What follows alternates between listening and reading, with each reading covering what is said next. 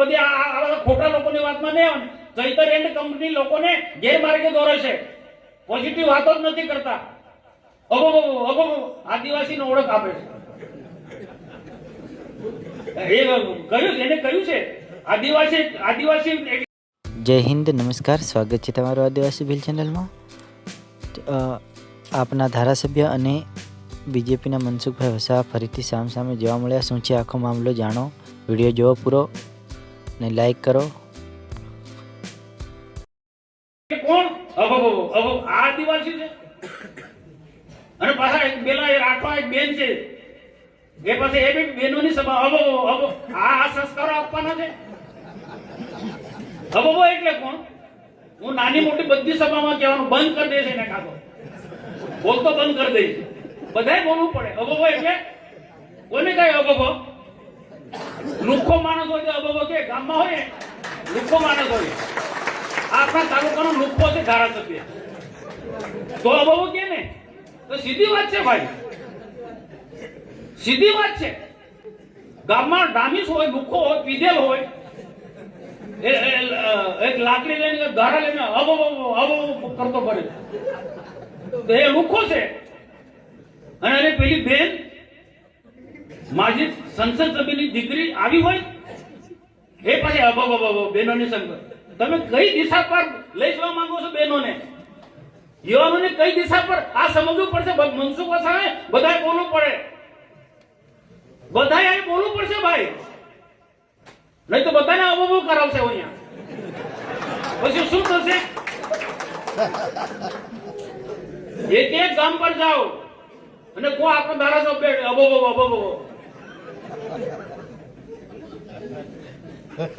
તો આ તો પોઝિટિવ નેતા કોને કહેવાય? સમાજને, યુવાનોને, બહેનોને યોગ્ય દિશા આપવાનું કામ કરે એ નેતા કહેવાય, એ આગેવાન કહેવાય. અબો એને નેતા કહેવાય? તાવા લોક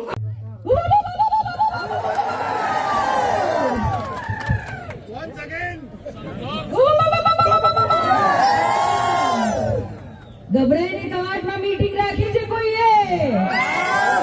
પબ્લિક કોઈને એમને ભૂકા કાઢી નાખવાના. ચેતરભાઈ, અમારા ટાઈગર ચેતરભાઈ, તમારું ખૂબ ખૂબ ધન્યવાદ કે તમે અમારા કવાટની ધરતીમાં આઠા ડુંગરી પંચાયતમાં પધાર્યા, અમારું માન રાખ્યું. જોરદાર તાલીથી ચેતરભાઈનું સ્વાગત કરીએ. હવે ખબર પડશે, મેદાનમાં આવો, હવે આપણી લડત ચાલુ થશે. એમની સંખ્યા જોઈશું આપણે કેટલી થાય છે. એ લોકો ફરે છે ગામ ગામમાં, ઘર ઘરમાં કે ના મીટિંગમાં ના જતા. સવારથી મને એવા કાર્યકર્તાઓના ફોન આવતા હતા કે અમને ધમકાવે છે કે આમ આદમી પાર્ટીની મીટિંગમાં ના જાઓ. પણ જોઈ લો, તમારી ખાવાનું બગડશે એમનું આજે. સાચી વાત. આપણે ખાવા પીવા માટે લાલચુ નથી. આપણે આદિવાસી સમાજના નેતા ચેતરભાઈને ટેકો આપવા આવ્યા છે અને આ અમારી તાકાત છે. જોઈ લો બધા. તાલુકા પંચાયત અને જિલ્લા પંચાયતની હવે ચૂંટણીઓ આવે છે તો હવે એમને ખબર પડી ગઈ છે એમનો સૂર્યો નીચે પડવાનું જ છે. એ લોકો હવે તાલુકામાં ફેંકાઈ જવાના છે, જિલ્લામાં ફેંકાઈ જવાના છે કે ઘણા કાવતરું. એ પ્રકારે સાંસદ મનસુખભાઈ વસાવાએ આપણા તાલુકાનો ધારાસભ્ય ચૈતર વસાવા લુખ્ખો છે એવા જાહેર મંચ પરથી નિવેદન આપ્યું છે, ત્યારે એમની માનસિક મનસા એમણે છતી કરી છે. એ એમના અમારા જેવા બંધારણ પર રહેલા ધારાસભ્ય તરીકે અમારા અપમાનની વાત નથી. અમારી જનતાએ અમને મત આપીને ચૂંટેલા છે, તમામ જનતાનું આ અપમાન છે. અને મનસુખભાઈ વસાવા જે ભાષાનો ઉપયોગ કર્યો છે, અસંસદીય ભાષાનો ઉપયોગ કર્યો છે, એ કોઈ પણ ચૂંટાયેલા પ્રતિનિધિને સાખી લેવાશે નહીં. એનો જવાબ આવનારા દિવસોમાં ડેડિયાપાડા, સાગબારા અને ચિકદાની જનતા એમને લોકતાંત્રિકના ઢબે આવનારી ચૂંટણીઓમાં એમને આપવાની છે. મનસુખભાઈ વસાવા એ કૃપાથી ચૂંટાતા વ્યક્તિ છે. સમાજ માટે ક્યારેય બોલ્યા નથી, ખાલી દેખાવા કરે છે. સરકાર તમારી છે ભાઈ.